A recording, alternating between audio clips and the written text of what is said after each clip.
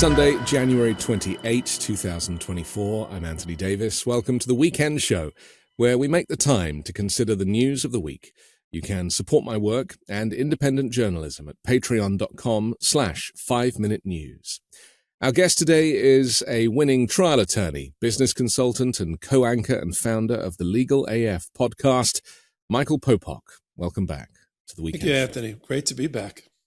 It's very sweet that, we like to appear on each other's shows, despite us, being all on the same network. And people often write to me and say, like, are you guys friends in real life? And the answer is, I think we have become friends as a result of this collaboration, don't you think? Yeah. Oh, 1,000%. We do a fair amount of texting and speaking to each other, including about developments in our personal life, good and bad, off camera. I would chalk that up to a good old fashioned friendship. It's true. And you and I are both recently married. So we have that in common, which is why we're both grinning slightly. Just two married guys doing a podcast. So I want to talk about, you're here because you're a legal expert, and obviously Legal AF focuses on the intricacies of the trials. Donald Trump is, 91 charges, 4 indictments. The rape trial, which became a defamation trial with E. Jean Carroll. We'll talk about that a little bit later. But I want to first put forward the case that, people ask me all the time, aside from are you and Popok friends, they say, is Donald Trump ever going to go to prison? And really, I think that is the kind of hot button issue, because despite all the cases, despite all the efforts of the Justice Department and, the various attorneys general, it's very difficult to kind of put your finger on whether or not justice will ever catch up with this guy, because he is very slippery.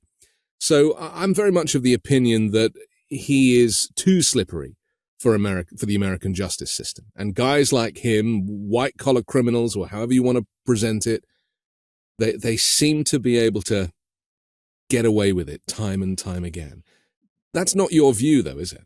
No, I think what we're watching is the justice system in action, a justice system that wasn't prepared for Donald Trump as defendant and his machinations, his acting out, his testing the limits, his blowing past the limits, any more so than the institution of the presidency was ready for him after he lost.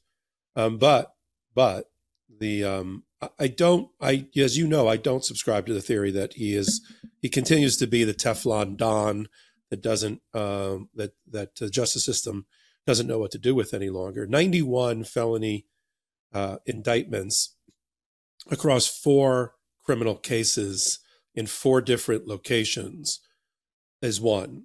The people thought, well, he'll never be in. Let's just go to what the people were saying, whatever those people were back when. He'll never be indicted.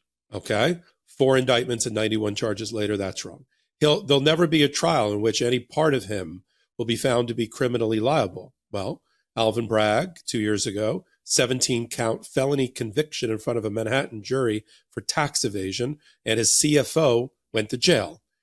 He'll never pay the price for what he's done to a rape victim in defamation with E. Jean Carroll. Well, a jury in May returned a verdict. The last jury, we got a new one out right now, or is continuing to consider these issues.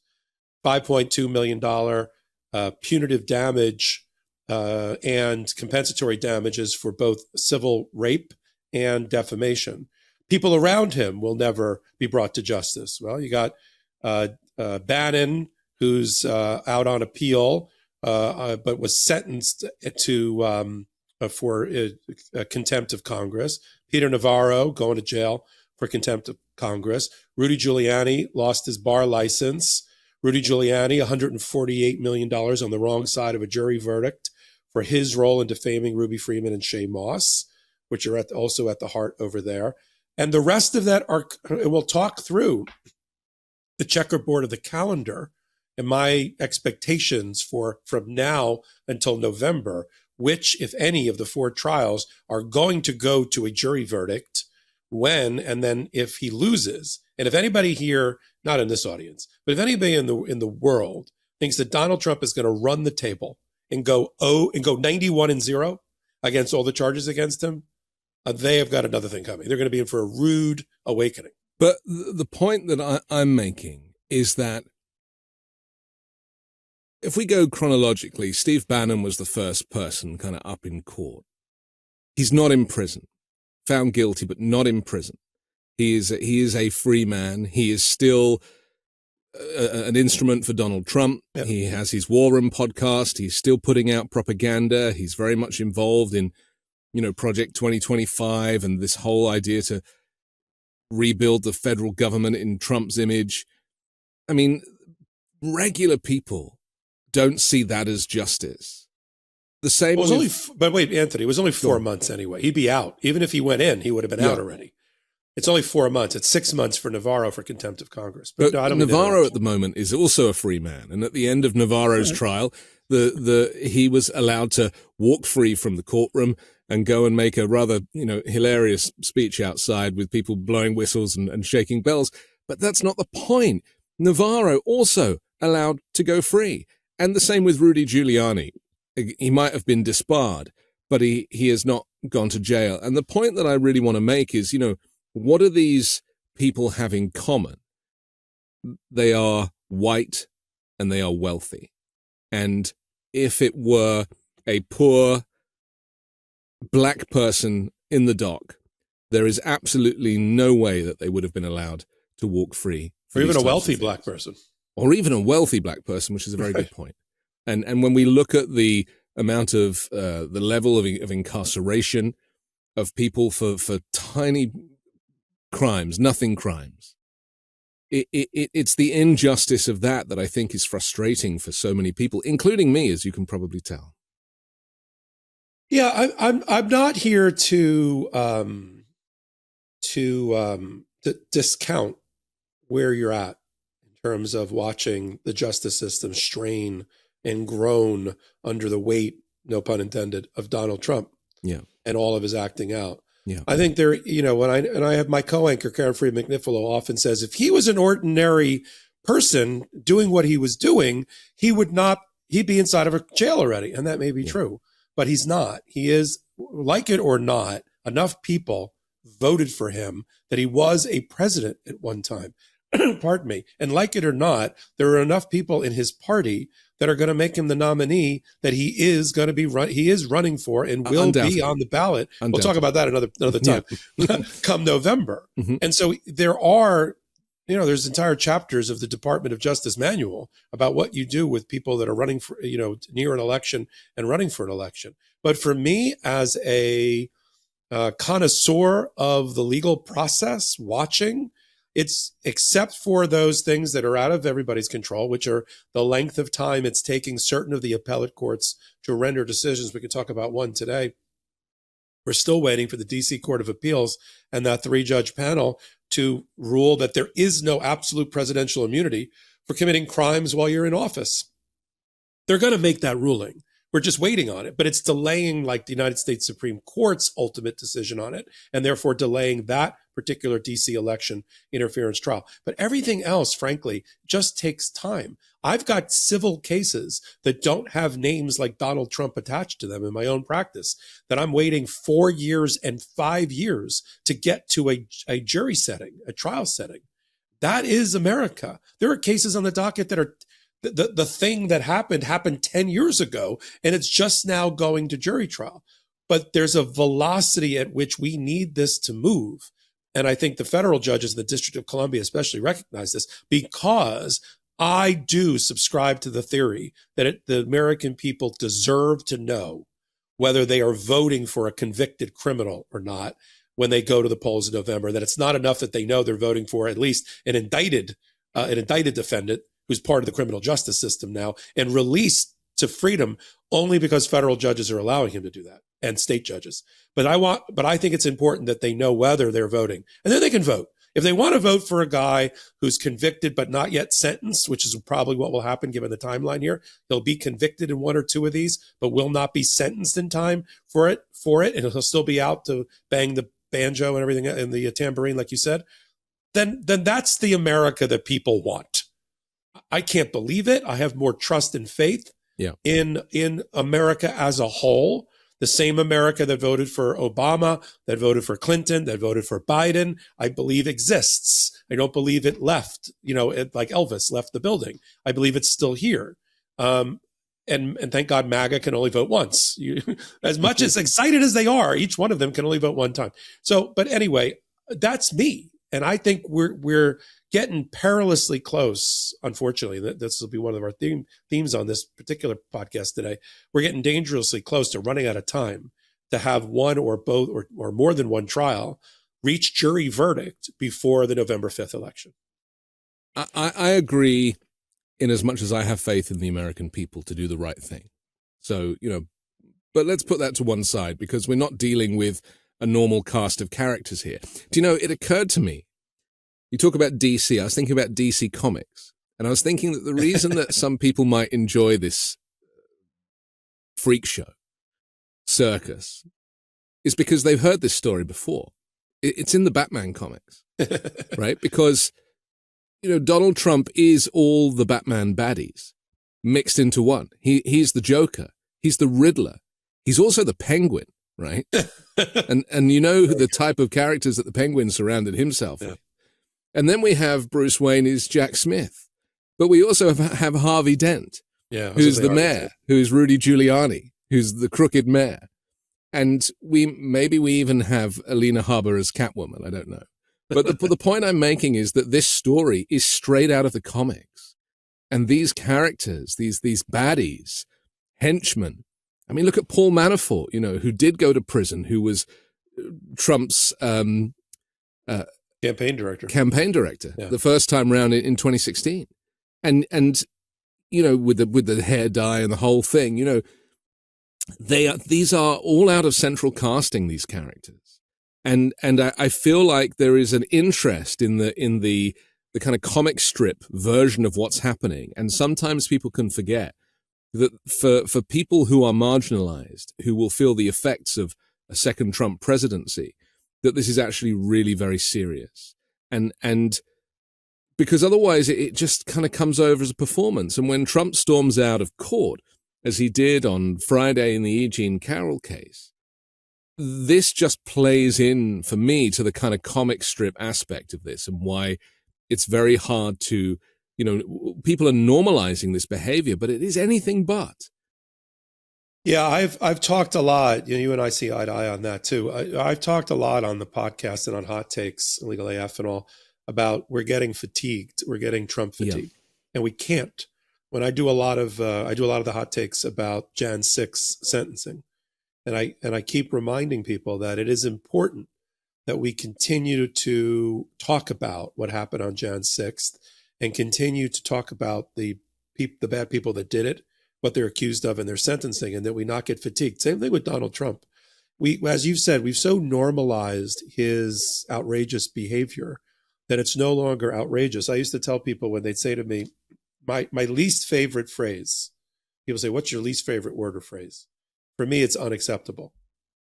I don't even understand that word. When somebody says to you, that just happened, that's unacceptable. You've already accepted it at the point that you're saying it's unacceptable. Okay? You've literally accepted it, and you're just declaring it and branding it unacceptable. Same thing with Donald Trump. The media got tired of policing Donald Trump and calling him out until they're forced to do it, right? They allowed Biden, by the way that they did the reporting, to be portrayed and demeaned as in his dotage, right?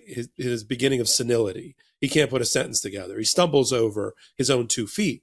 They allowed that story to play out, which is just watching aging in place by an older American who happens to be 50 years in terms of having experience, who's in our White House. But they never did the same thing to Donald Trump and all his malaprops and all of his ridiculous comments and his bing bang booms and because he's comic strip, because he's right. Entertainment, right? And so he gets away. There is no person on earth that would get away with saying the things like he just said at a rally with Tim Scott standing behind him, who apparently there's some rumors about him having been bisexual or gay, but then he had a girlfriend and got married, and Donald Trump played into it and said, Tim Scott got married. What's that all about? I mean, If anybody had said that, Yeah. they would be off the stage. Yeah, he says the quiet parts out loud, but the problem is that his politics is increasingly fascist, and because he's on the ropes, he is ramping up the fascism, and it's being delivered in this comic strip way, which is how he's able to get it under the radar. Because we saw with Ron DeSantis, he tried all of those policies on the national stage and it didn't work because he's not an entertainer. But Donald Trump is, and should only have ever stayed an entertainer. I mean, that if he'd have stayed in television, he would have done us all a favor. But the point now is we're in a really serious situation because there was a Ipsos poll out a few days ago that showed Donald Trump ahead of Joe Biden on the national stage. It was only a survey of 1,250 people.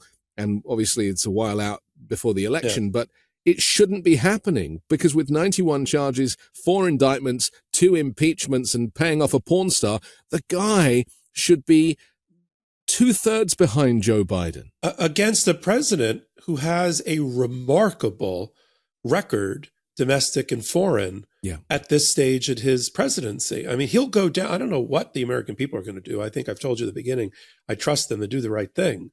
And the economy is rounding into form right at the right moment, 275 or whatever days before the election. GDP is up, stock market up, prices at the pump and in the grocery stores down. Jobs numbers. Jobs numbers. Fantastic. Great. Infrastructure starting to pay dividends, the $1 trillion investment. And Joe Biden gets to, if his platform is going to be Bidenomics, infrastructure, and how to help the average person in their pocketbook, and abortion rights, that should be a winning combination for the Democrats. The question is the shelf life of a president 80 years old? And if the American people can't abide that high of a number, regardless of what the policy differences and the moral differences are between the two candidates. We're going to find out if 50 years of experience is a bad thing in the American voting electorate, because the guy also happens to be his age, which is 81. There was I just saw it. I was coming through an airport yesterday, leaving Georgia, visiting family, and I saw a magazine article cover for, it was either New Republic or something, or American Spectator, I forget which one, but it was a picture of a car from Joe Biden's birth year, and then Joe Biden next to it. Yeah. Like a 38 Studebaker or whatever the heck it would be, whatever year he was born. And it was like, can either of these things still ride the road in 2024? That's but that's also Donald Trump's car.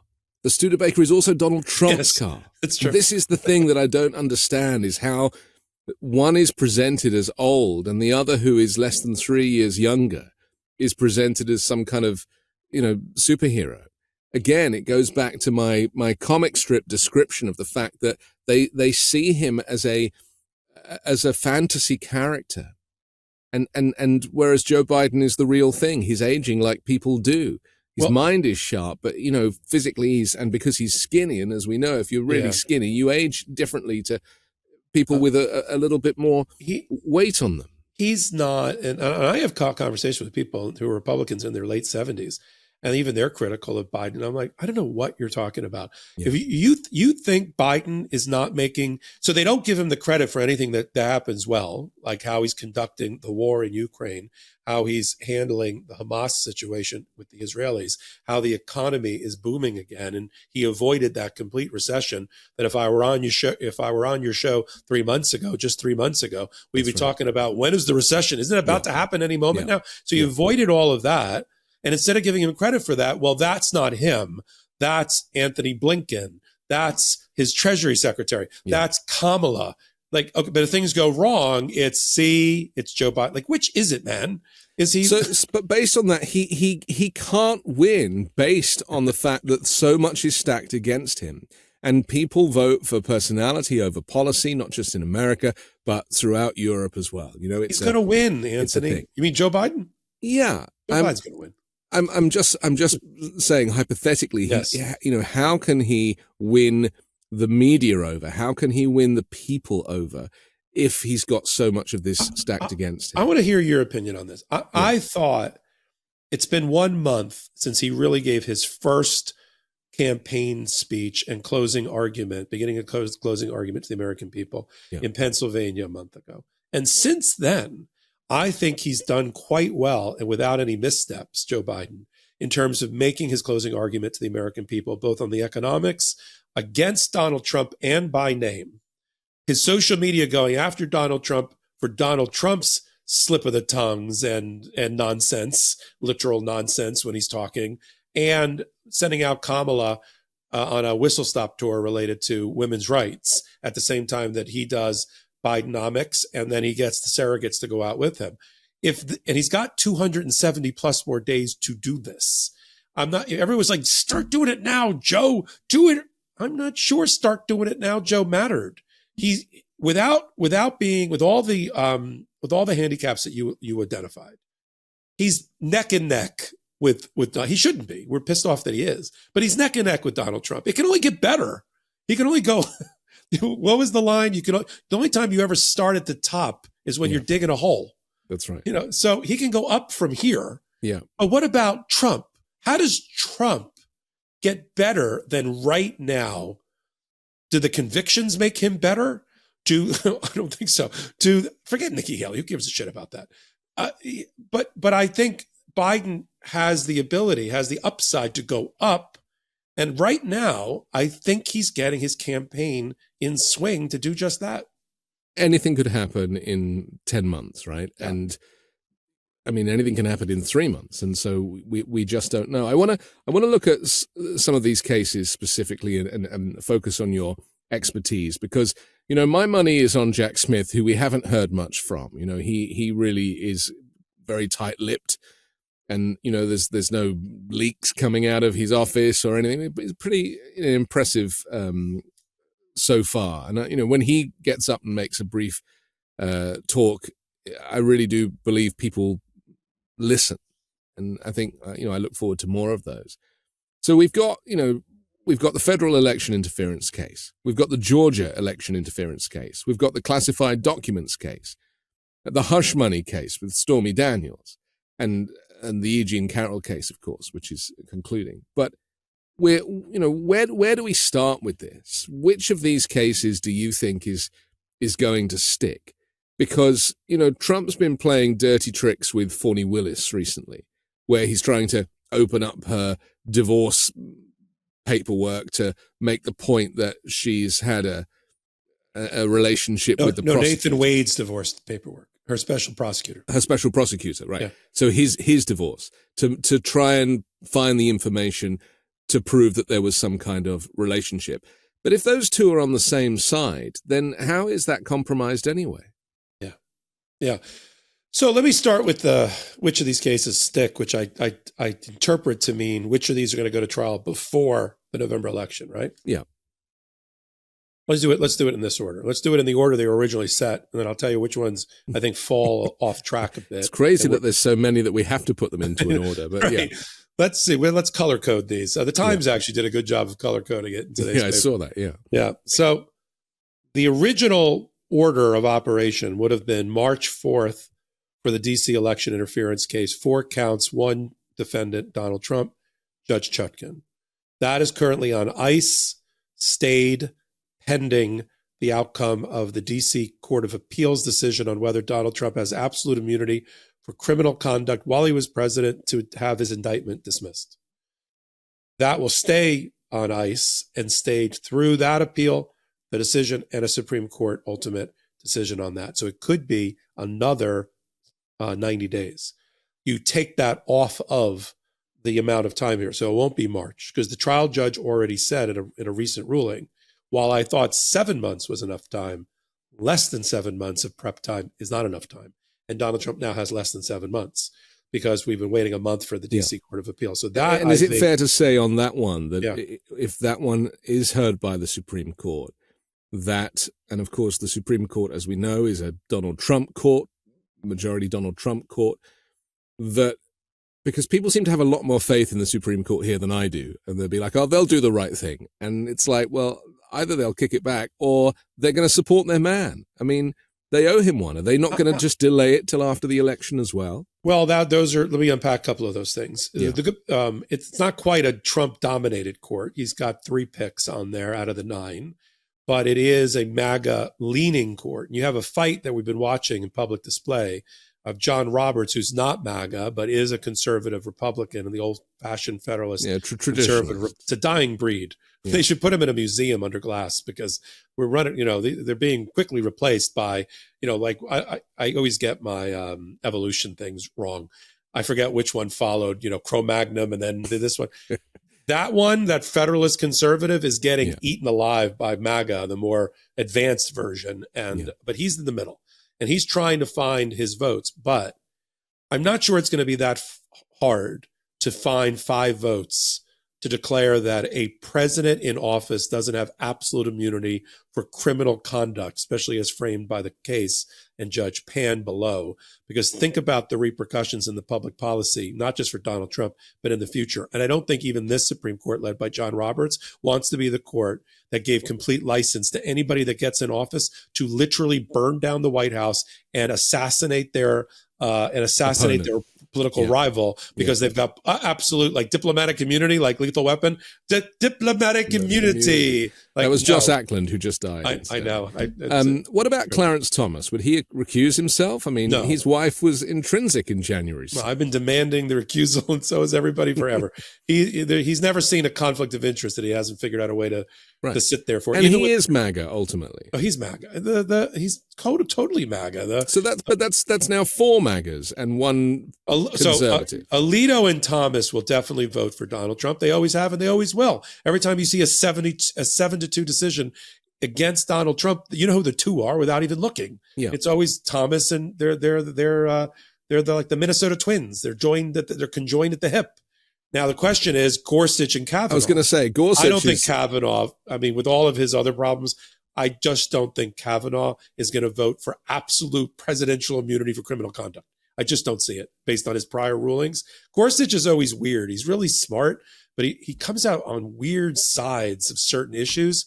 Just recently he did on the barbed wire, whether Texas can put up razor wire to kill migrants or not. Yeah. You'd think the supremacy clause, which dominates, the Constitution about the role of the federal government in immigration and foreign policy, you think that would be easy. And 2 of them said, no, I don't think there's supremacy clause over immigration rights. Really? So it's all weird. But back to your question. I think ultimately they do one of 2 things at the Supreme Court. I think Judge Pan is going to lead a majority decision that's going to find no absolute immunity. I think the Supreme Court, who controls its own docket, can kick the can down the road and say, this is interesting. We're going to leave that in place. We'll pick it up in next term. January. Yeah. In January. Yeah. This term is running out. They're done in June, July. Right. So if they're going to do it this year, they got to do it fast. Now, look, when the Supreme Court wants to move quickly, as I've said on my own podcast, they can move with such speed that it would rip your head off. In 3 days in 2000, in Bush versus Gore, they had full briefing, an oral argument, and a decision that chose who the president of the United States was, 5-4. 3 days, 72 hours from the Florida Supreme Court decision. So when they want to move quick, now, are they going to move 72 hours, 72 days, 72 months here? I don't know. But I think they're going to take it relatively quickly, but still we're not going to get a decision to advance that case until, let's say, May. And if we don't get a decision until like March, April-ish, the judge is going to say, tack 3 months on, and I'll see everybody for jury selection in June. In the meantime, there's another case that's on the docket for March 24th. Now, while Judge Merchan in New York, for the Manhattan District Attorney Stormy Daniels business record fraud case, that's a mouthful, has said and has agreed to cooperate with Judge Chutkin to put her case first if there's time to do her case, and go second because they've spoken. We know they've spoken. The press has reported that they've spoken, and to coordinate. But if there's this big gap where the DC case is dark, then Merchan goes forward. First case, and talk about sweet justice for Alvin Bragg, who got a lot of crap as the Manhattan DA for not indicting Trump fast enough. He was the first to indict and maybe the first to try and convict Donald Trump. Because if that trial starts in March, things move a little bit slower in state court than federal court. we could get a verdict within 2 months. So that would be May, with a jury reaching a verdict against Donald Trump on multiple counts of business fraud. I think there's 31 counts there. That's that. But Trump has been very successful, despite not having great lawyers and losing lawyers, in appeals that delay things, finding anything to appeal, to keep pushing it and pushing it and pushing it. And obviously his plan is to push everything in every case possible to after the election. That's not rocket science, but it does seem to be working. Well, it's working because I'm having to spend time with you, and I'm enjoying it, talking about these moving parts and how we shift these 4 trials around depending upon results. So as of right now, where we are in this description is that the DC trial is not any earlier than May, could be June, which gives time and breathing room for Stormy Daniels' New York trial to happen by itself in March. And let me answer another question coming up in the chat. There cannot be simultaneous criminal trials of the same person. Not happening. So once a trial locks in, it will take ownership of that calendar space and it will not let it go until it's completed. Then there's a gap. There's a reasonable amount of time. Then the next trial starts. So if I were a betting man, Stormy Daniels' trial happens and completes before the November election. That's that secret trial that's been sort of submarined, kind of below the radar. Can Jack Smith, which is the one we're all waiting on, because that's the election interference case for 2020 and Jan 6, can that get up and running in time to be completed by November? Yes, it can, because federal court process moves faster. Jury selection moves faster. Everything moves faster. So yes. And then what about Mar-a-Lago? Forget Mar-a-Lago. At the rate that Aileen Cannon is not making rulings, which is, just sort of foot dragging to help Donald Trump, obviously, there's no way her trial happens in May. The March Stormy Daniels case probably will not even be concluded until May, which takes her out of the box, which is what she's always wanted. And then the next trial that would start, because she'll drop off, would be Chutkin's case, DC election interference case. And then we can talk a whole segment about what about Georgia? And now that he's raised the issue and filed motions as recently as Thursday, this past week, Donald Trump has filed a motion saying, aha, she gave a speech, Fani Willis, that we all watched at the big Zion AME historic black church in Georgia. And she's bringing racial overtones in this. And my guy can't get a fair trial. She should be removed. The indictment should be dismissed. That's going to be decided mid-February by Judge Scott McAfee. I don't think he dismisses the indictment. I'm not sure Nathan Wade is going to remain as a special prosecutor, and I'm hoping that Fani Willis doesn't go anywhere. I mean, it's hard enough for us to keep our heads around all the changes. And I'm thinking about, the average voter, the electorate, independent voters, and people who aren't really getting access to a lot of this information. Because the other thing we should remember is that a lot of Trump supporters, whether they be MAGA Republicans or, your average former fiscal conservative who, can't vote for anyone else, they're not getting access to this because these right-wing networks that they watch are not covering it in the way that we are, or even the way that some of the mainstream media is. And again, with their social media, they're not getting access to this information either. In fact, you've seen interviews with some of the fans at rallies and things. They have no idea what is going on in federal or state courts. Yeah, I mean, it's a complicated, if we're looking to the court system to educate people about their voting decisions, it's complicated. It doesn't, I was only joking when I said the Stormy Daniels hush money business record fraud case. Yeah. That does not fit on a bumper sticker. No. That's a big mouthful. And the thing that we bring and you bring to the network is sort of what they call simplex. We take complicated matters, but we try, without being patronizing, talking to an educated audience, we try to explain it to them. When I speak to my audience and your audience by extension, I treat them like the educated jury that I'm used to being in front of, explaining to them what could be complicated concepts, but breaking it down in primary colors in ways that they can understand.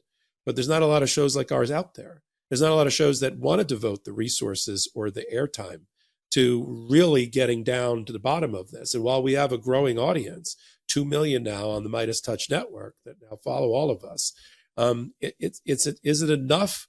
I feel like we're making a difference. I feel like if we can get people over here, that they'll learn things that will help them make their decision. I'm not telling them how to vote. People know how I'm going to vote. I'm not telling them how to vote. Neither are you. But we want to give them these immutable facts to help them make their decision in a way that's not being presented in other places. But you're right. It's hard. If you would have told me, what is the best way to educate America about who to vote for through the lens of the justice system, is not the best way. Yeah. Or the easiest way. Yeah. I just thought that Merrick Garland is Commissioner Gordon in the Batman story. Oh, he is. Right? He is. Oh, yeah. I think I love this. First of all, I love Batman. It just made sense to me. Listen, we have to take a quick pause for our sponsor. I want to come back and talk to you about not just the 3 other cases that we haven't touched on yet, but also this idea of political persecution that Trump's talking about. So he is claiming that the Justice Department is weaponized. It's Joe Biden that is trying to put him up in front of judges and juries. And I just want to talk about how the public are supposed to deal with those claims. Back with Michael Popok next on The Weekend Show. Are you self-conscious about your smile due to stains? Are your teeth aging you? Food and drink are known to stain teeth. Coffee, wine, they stain over time. So what can you do to brighten your smile? Well, you should give Smile Actives a try. Smile Actives is safe, effective, easy to use, and will keep you smiling proudly. I personally have been to a dentist and had a teeth whitening treatment. It was painful, it was uncomfortable, and it was not a experience that I would want to repeat. Well, simply add Smile Actives Pro Whitening Gel to your regular toothpaste. Do it at home. It's been formulated with polyclean technology to boost stain removal and deliver active whitening ingredients into teeth's grooves to get better whitening. People will start commenting on your whiter, brighter smile in just days. Smile Actives is the whitening boost your favorite toothpaste needs to give you the smile you deserve. Visit smileactives.com/weekend today to receive a special buy one, get one free offer with auto delivery plus shipping and handling. That's smileactives.com/weekend. Terms and conditions apply. See site for details. So you're confident in the office, at the dinner table, or even on the dance floor, but can't keep it going when you get back to the bedroom. With Hims, you can get access to medications to ensure your erectile dysfunction gets treated, so you can keep the confidence going all day and all night. Hims is changing men's healthcare by providing access to affordable and discreet sexual health treatments, all from the comfort of your couch. The process is simple, 100% online, no uncomfortable doctor's visits. Just answer a series of questions on the site and a medical provider will determine the right treatment option. If prescribed, your medication ships directly to you for free and in discreet packaging. Hims has hundreds of thousands of trusted subscribers, so if ED is getting you down, it's time to change that. Start your free online visit today at hims.com/weekend. That's HIMS.com/weekend for your personalized ED treatment options. hims.com/weekend. Prescriptions require an online consultation with a healthcare professional who will determine if appropriate. Restrictions apply. See website for details and important safety information. Subscription required. Price varies based on product and subscription plan. We're back on The Weekend Show with Sir Michael Popok from Legal AF. So Donald Trump has positioned the Justice Department in the way that he saw his own Justice Department when he was president, which was an extension of his legal team, right? He used attorneys general during his tenure to do his bidding for him. In reality, a Justice Department is supposed to be independent, but the president appoints the attorney general, which is confusing for people, isn't it? Because it's like, how is it truly independent if a political appointee chooses somebody to run it? So based on that, Donald Trump does have a point. that it is Joe Biden's Justice Department, even though those of us who live in reality know that Joe Biden is completely hands-off and purposely stays separate, segregated from the Attorney General and the work of the Justice Department? Let me start with this. There's nothing in the U.S. Constitution that says the Department of Justice is independent. There's nothing in the U.S. Constitution about the Department of Justice. There is an executive branch that historically the Department of Justice, after it was created, has been slotted under. There's the legislative branch, which we know what that is. That's Congress. And there's the judicial branch, which is all the way up to the United States Supreme Court. Those are the three branches. So some people who are outside this country might be thinking, why isn't the Justice Department under the judicial branch? Right? That seems like a more likely place to slot it. But because we've got the co-equal branches of government and the checks and balances, we've always given the judicial branch, the Department of Justice when it was created, and by extension, the FBI and the things that support justice, to the executive branch. Before Nixon and up to Nixon, it would be arguable whether the Department of Justice was really independent or they prided themselves on being independent. Certainly the FBI with J. Edgar Hoover was not independent. J. Edgar Hoover's FBI was busy either extorting presidents or presidential candidates or doing the bidding of those people once elected. And the relationship between Nixon and Hoover particularly. As to the Department of Justice, Nixon used it as a weapon. He weaponized it himself. He used it to keep Watergate and the scandal at bay for long periods of time. Many people in his administration, including the Attorney General, went to jail under Nixon. And so Trump is from that school, which is you hear the people that fear or should fear a restoration of the Trump presidency. When you listen to people that are sitting in that shadow government think tank of theirs, talking about what the first things they'll do, like on day one in the presidency, one of them is to get rid of the charade for them that the Department of Justice should be independent. And they don't want it to be. They want it to do the bidding of the presidency, of the president, the occupant of that office. Joe Biden is old school. And especially since Watergate, where he was actually there for parts of it. That's a great thing about Joe Biden. You could say, he didn't have to hear about it. He was there during Watergate. And he believes, as do I think that's part of the Democratic platform, that the Department of Justice should be independent. And then you have independent guardrails within the Department of Justice for the appointment of the independent or special counsel. And that's why you put a person like Merrick Garland in that role, person who was like a hair's breadth away from being on the United States Supreme Court. People forget he was on the D.C. Court of Appeals. He was the chief judge of the D.C. Court of Appeals. If he was there today, he'd be the one making many of the decisions about Donald Trump. Some people might think that's a good place for Merrick Garland. But evidence did surface that Merrick Garland had slow-walked the January 6 case, and that actually, because we're 3 years on now, and that 2 years of that, Merrick Garland was dragging his heels. I mean, why would he have done that, considering what is at stake? And I mean, nobody really talks about, certainly Donald Trump doesn't talk about that. But to me, that's proof that there is still this respect for the office of president that is preventing justice from being done.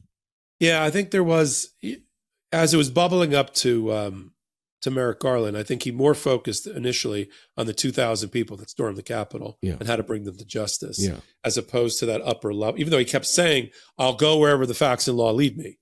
And but I also think, was he lying? I mean, I think the position there.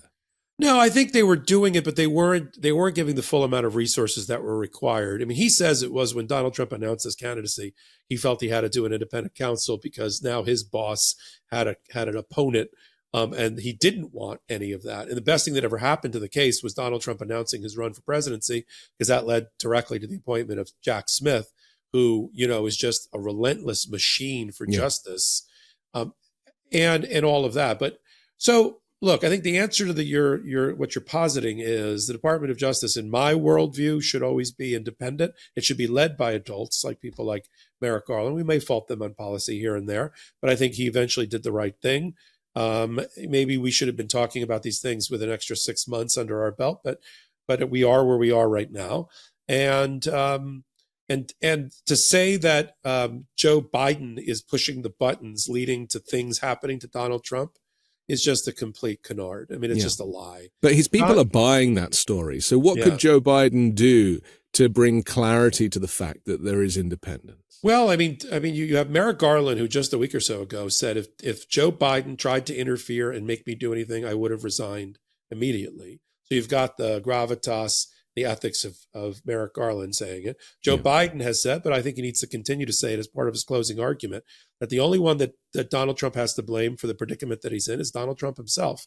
This is about his criminal conduct as alleged in indictments and 91 felony counts. And he wants to blame everybody but himself. This doesn't have to do with the prosecutors. And as I remind people when I talk about Fani Willis, Jack Smith didn't indict Donald Trump. Merrick Garland didn't indict Donald Trump. Fani Willis didn't indict Donald Trump, and neither did Alvin Bragg. Grand juries indicted Donald Trump.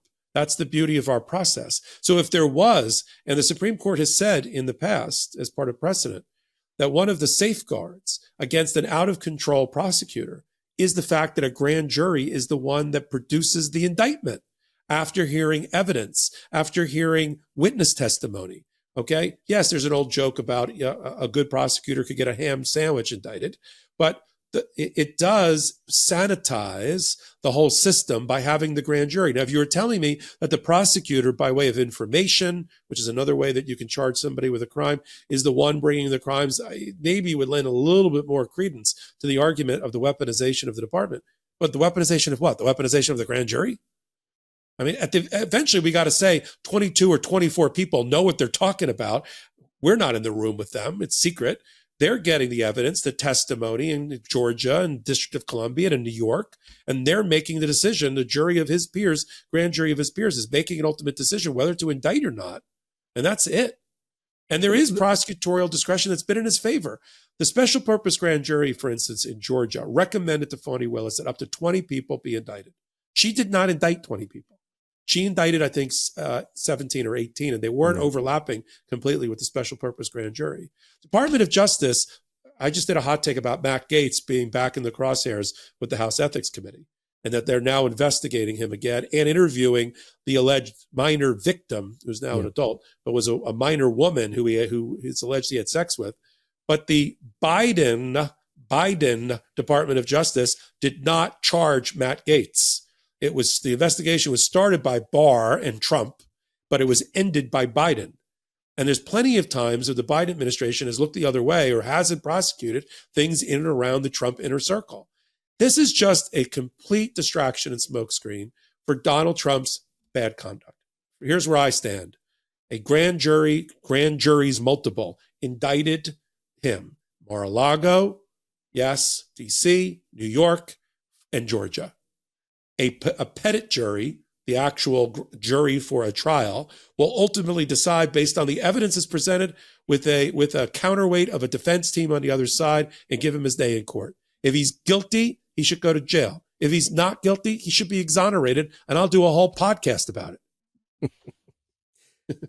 There's an elephant in the room here with all of this from my perspective, and that is that Donald Trump is not of sound mind. And so whenever we talk about his crazy behavior, whether him be storming out of court or even trying to address the judge directly when he's not been given permission and is, not punished for that either, it's because of his mental pathology, of who he is. He is a compromised individual. And for some reason, despite 37 clinicians diagnosing his personality disorder. And I interviewed Bandy Lee for the third time a couple of weeks ago on the show. And, she told us even more about how, he is unraveling. But we're trying to put him into a box of sanity, which does simply not apply to him. So even if they were to say to him, okay, you go into prison, he would probably run out the other door. I mean, he doesn't think laws apply to him. He doesn't think the rule of law applies to him. He's a career criminal, effectively. He's always behaved this way. And he is, a very empty and sad character who is just filled with bravado. And so I think for me, anyway, the reason that it seems impossible for the justice system to kind of grip onto this guy is because the justice system requires people to play by the rules. And when you are compromised emotionally, socially, and mentally as much as Donald Trump, the rules simply don't apply. Yeah. How do we qualify that? Well, you're right. You're watching, as I said at the top of the podcast, you're watching a justice system, civil and criminals, groaning under the weight of Donald Trump and is acting out. I mean, we had in the E. Jean Carroll case. I mean, I don't even know what strategy this is. This is no strategy. This is a strategy of a madman or an unstable compromise man, as you just said it. To stand up while a female plaintiff's lawyer is giving her closing argument about a rape victim who was also defamed, asking for punitive damages, and that he's done a relentless campaign of misogyny and attack on her, for which this jury should make him pay dearly, to paraphrase Robbie Kaplan today. And and when she got to the point in her closing argument, I'm thinking this is the point where he acts out, when she said, and did he respect the prior jury and their decision back in May when they ruled against him and found him to be a rapist and having defamed her and imposed impunitive damages? No. 24 hours later, he was on CNN Channel. And in the middle of that, and think of the optics, female lawyer, female rape victim of Donald Trump, and he gets up, buttons his long red tie, buttons his jacket, and walks out of the courtroom, leading the judge to say to the jury, let the record reflect that Donald John Trump has left the room.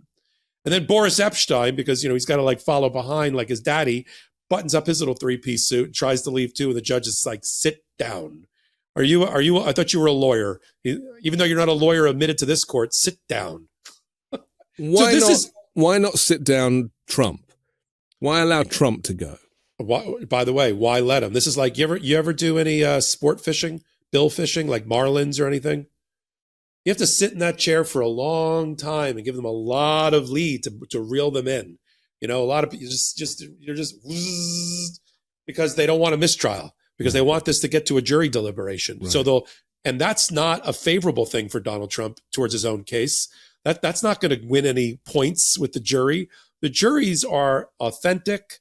They don't like to be lied to. They don't like to be mistreated or feel that anyone is being mistreated in that room. I know that from my own jury practice. That jury, if they didn't shake their heads, they will when they get back into the deliberation room, and they let them go. You mentioned comics. We've talked a lot about DC Comics, but when I was a kid, it was Warner Brothers and it was Bugs Bunny. And whenever Bugs Bunny stood next to some situation or person that was sort of out of their mind, Bugs Bunny would hold up this little sign here, screwball. Right. I used to love that. Somebody should stand next to Donald Trump when he's talking and just be like, this guy is mad as a hatter. But isn't that the problem, that society has always treated mental health as a kind of taboo subject, unless you're, living in, I don't know, a commune in Malibu or something where, people have come to exercise their issues. Shout out to Malibu. Shout out to Malibu.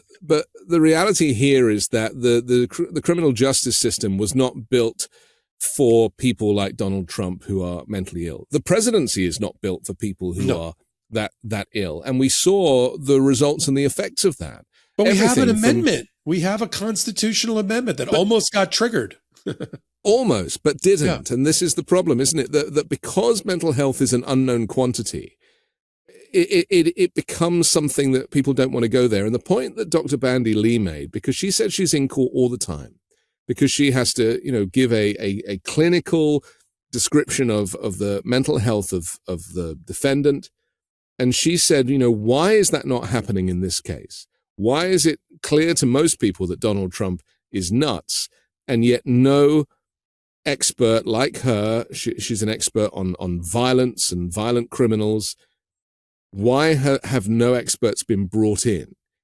Because it doesn't make any sense to me that he is being treated so very differently. Is it that to admit that America elected a mentally ill man, it would be detrimental to the history timeline? No, I'm not sure I'm there. But the problem is that Donald Trump sane and Donald Trump mentally unstable, it's hard to suss out. He's always been sort of a asshole. And he's always, if you see even interviews when he was in his 30s, while it didn't exhibit the stuff that your doctor has noted in terms of, he's always been a classic narcissist. That's obvious. He's always been somebody who's been a misogynist. He's always mistreated women and chalked it off to Bonfire of the Vanities and the 80s and the 90s and what you could get away with women. Ha ha, yeah. And he's always committed fraud as well. He's always committed fraud since his father's days, since tax fraud in the 70s. But he's always had this bon vivant, eccentric BS thing that people have bought into. And as we've watched him degrade and as you've said, spiral down into really being mentally unstable and unfit for office, there's the group that just think, I like the mean tweets. I like, all the crazies with all the stuff at the rallies and things. They are not watching it the way a professional is or the way that you and I are. I'm a professional Trump watcher, not because I went and got a degree in anything, but because I grew up in New Jersey and New York during the exact same periods when he was putting casinos into bankruptcy and being put on, a $50,000 a month allowances by federal bankruptcy judges. And I knew people that knew him. I was at least 1 or 2 degrees of separation away from Donald Trump when he was in New York. I worked at big firms. We knew people in common, and I shop at Bergdorf's, things like that. So I knew this guy. So I could tell the difference between Donald Trump 1980s hanging out in the lanes with his buddies and Donald Trump today up on the stand. Or up on the stand, or up in the world, on a podium, yeah. And he's on the podium, and he's not fit for office. And why? But I think you're right. People just don't. His supporters will never acknowledge. They just think the crazier that Donald Trump is, the more they love him. Yeah, and they don't. I get that. But what about the authorities? Because people want to feel safe in America, don't they? They want to know that a madman cannot take the presidency, and because we need. Politics should be boring. It should be serious. Yeah. It should be administrative. It shouldn't be show business. And unfortunately, because they see him as a show business character, because of The Apprentice and everything else, that's right. It's almost excusing the fact that he is dangerous. He is a dangerous criminal who has effectively brought about the downfall of American democracy. Look, and yet people are like, oh, well, We'll forget about the classified documents theft because we've got bigger fish to fry. They restore this presidency. We're going to go back to careening between chaos and conflict and policies. It'll be worse because now, as you said, he's more mentally unhinged. And now he'll have all of the enablers. And now he knows better. And the retribution this time, which he talks openly about. It's like AI. He's learned his mistakes, and it's like now he's Terminator 2. The algorithm is refined now. It's refined. Now it's like, I know what I need from my attorney general. I know what I need from my White House counsel. Yeah. I know what I need. First of all, he's going to put lawyers that are sycophants of his in every major cabinet position and and the general counsel for each of the departments is going to be very strong and all lead back to some attorney general, God forbid, of who that could, Alina Habba, who that could be. Who knows? But this is what he's going to do. And then he's going to shrink the size of the government, meaning he's going to take away the social safety net. He's going to put up barbed wires and walls everywhere. He's going to put people on no-fly lists, regardless of whether they really are criminals or will do harm to this country. And does anybody really buy that the reason we didn't get in any wars is because of his crazy crackpot theories? No. Well, but it's a compelling argument for people that don't know better. While I was president, there was no war. That's how he says, no war. What he doesn't understand, because he doesn't have the intellect, is that the wars that we're seeing now are all because of him. Yes. And you can explain that to people, but it's still very hard if they're living in their social media ecosystem to ever kind of cross over into reality. And now he has the Messiah complex going. People are even more likely to believe him, the evangelicals and everybody else, because he is speaking the word of the Lord. And that is terrifying. Especially for an atheist who barely ever went to church, except for when he got married and there was Right. a couple of baptisms in there. Yeah. I mean, this is a guy who, they've made their devil's bargain, no pun intended, the far Christian right with him because of abortion and because they want to see Israel destroyed because they need that to happen for their apocalyptic version of the world to happen. It's people I always love my friends that are Jewish that are saying, oh yeah, I got some really right-wing Christian right people that, they're not supporting your religion for the right reasons. But that's where it's at right now. And you can't get the Christian right away from him. He's the most sacrilegious president we've ever had, I believe. And yet they cling to him. Jamie Raskin put it very well the other day, didn't he? He was like, this guy, he was a Democrat longer than he was a Republican. And yet, you follow him blindly.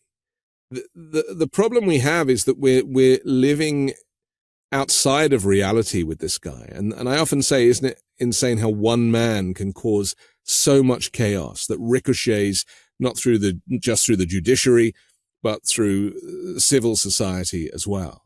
Well, let me ask you a question. Let's take the plane up 5,000 feet. Sure. Well, one day soon, by natural causes or otherwise, or term limits, there won't be a Trump president. In our lifetime, very soon. Yeah. What happens long term, this ricochet effect, into the future of the Republican Party as we know it?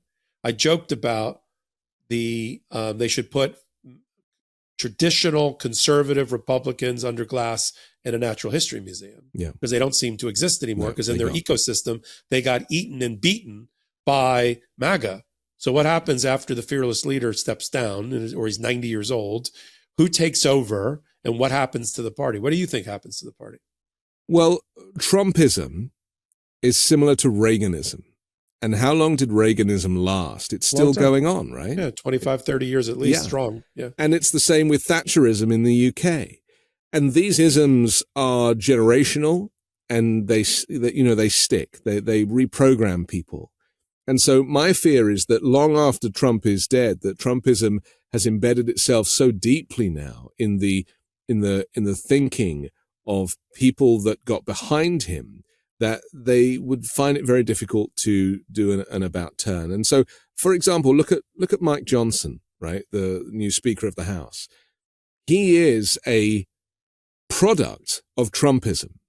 He has, a far-right Christian nationalist, hates the LGBTQ community, wants to pray away the gay, obviously hates women because he doesn't believe they have the right to choose in any way, will probably be seeking to ban contraception if he can. He is a product of Trumpism that is in the very center of government. He is second in line to the presidency. And that is the effect of Donald Trump. And I really believe, I don't know why with his diet, how that guy is still alive.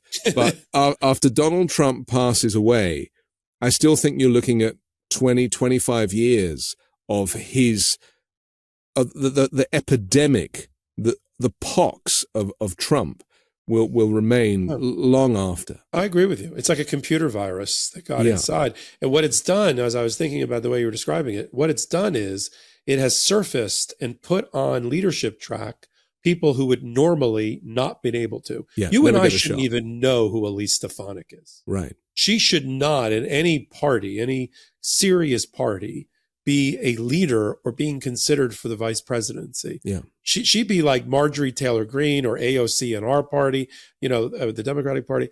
These are not people that would be at the top apex of their parties. But because, as you said, Matt Gaetz, we shouldn't even be talking about a sex scandal for Matt Gaetz. He shouldn't be a leader of the MAGA party or of the caucus that could bring down the government. But the Trump path, Elise Stefanik, when she was a mild-mannered, normal Republican, go check her voting record.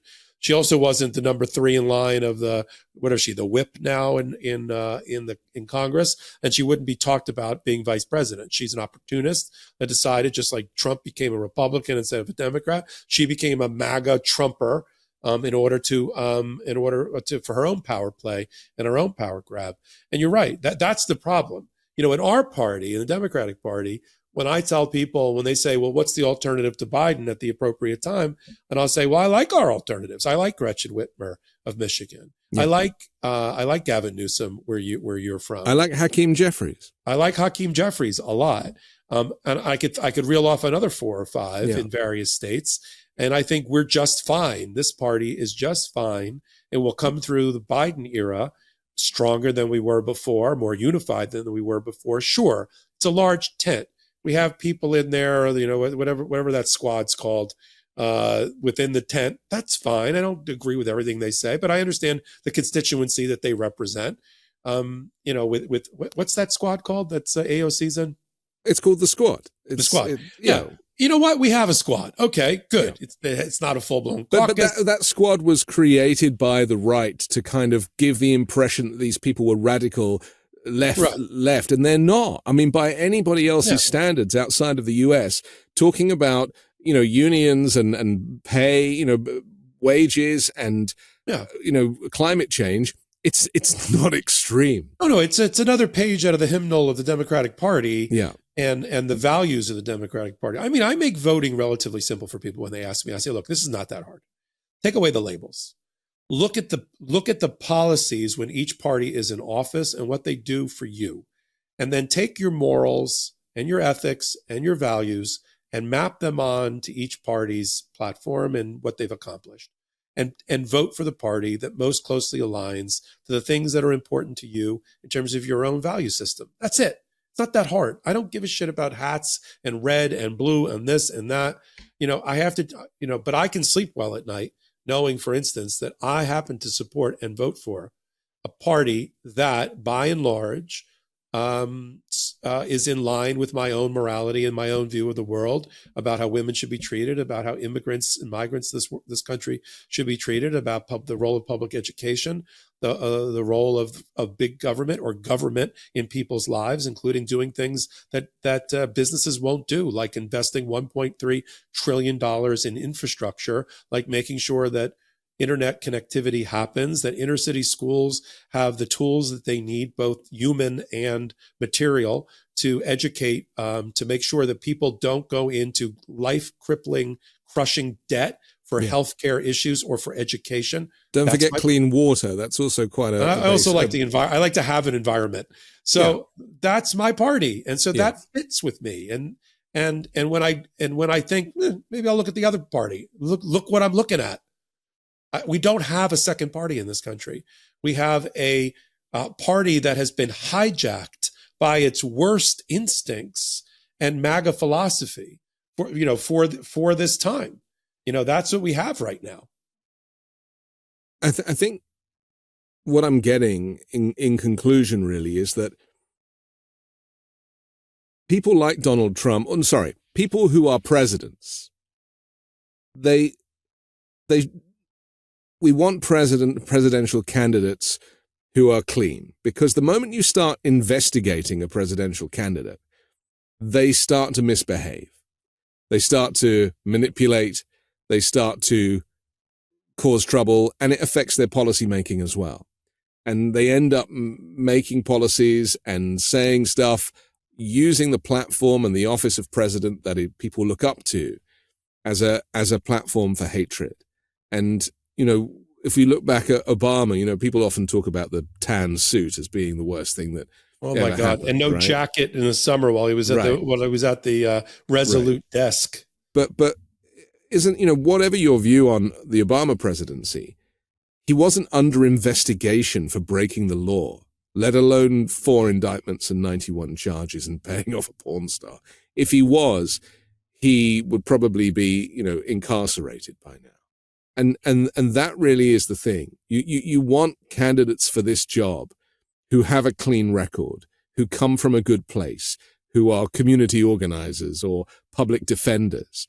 You really do not want ex-TV show people who've been in doing dodgy business deals their whole life.